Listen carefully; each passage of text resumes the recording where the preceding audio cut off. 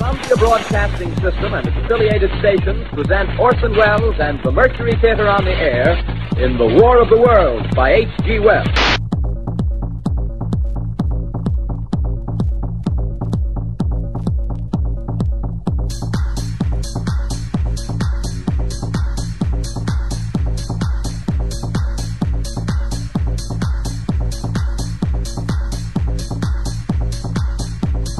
We know now that in the early years of the 20th century, this world was being watched closely by intelligences greater than man. Good evening, ladies and gentlemen.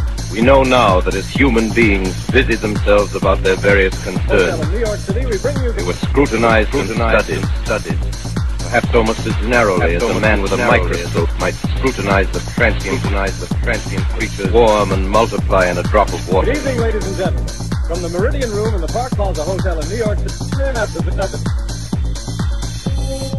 serene in the assurance of their dominion over this small, spinning fragment of solar driftwood, which by chance or design, man has inherited out of the dark mystery of time and space. Yet across an immense ethereal gulf, minds that are to our minds ours are to the beasts in the jungle, intellects in the jungle, intellects in the jungle.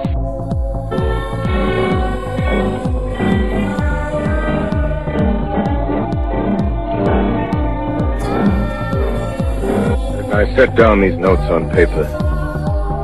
I'm obsessed by the thought that I may be the last living man on Earth, hiding in this empty house near Grover's Mill, small island of daylight cut off by the black smoke from the rest of the world, the rest of the world, the rest of the world. All that happened before the arrival of these monstrous creatures in the world now seems part of another life. A life that has no continuity with the present. Furtive existence of a lonely derelict who pencils these words on the back of some astronomical note bearing signature.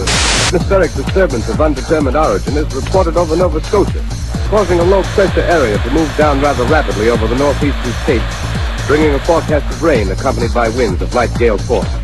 Maximum temperature 66, minimum 48. This weather report comes to you from the Government Weather Bureau.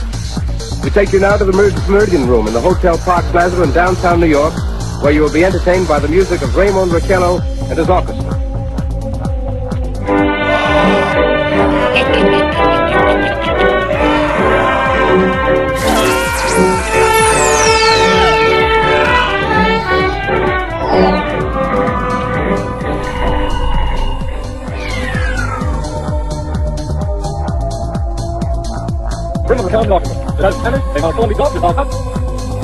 Of the creatures in the rocket cylinder at Grover's Mill, I can give you no authoritative information either as to their nature, their origin, or their purposes here on Earth. Of their destructive instrument, I might venture some conjectural explanation.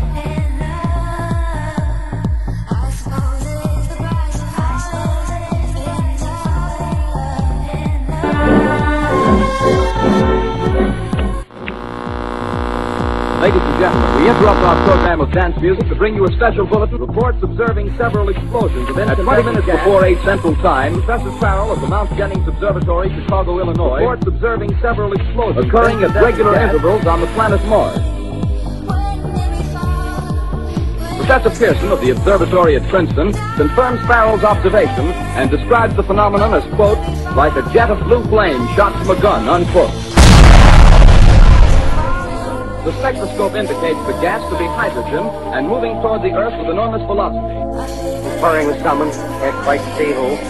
Oh yes, I believe it's Professor Pearson. Yes, it is. Now they've parted and the professor moves around one side, studying the object while the captain and two policemen advance with something in their hands. I can see it now. It's a white handkerchief tied to a pole. I have been requested by the governor of...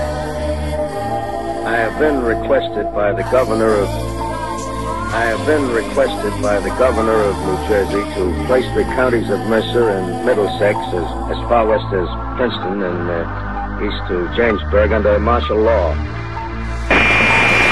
Enter the museum where the disassembled parts of a Martian machine are kept on public view.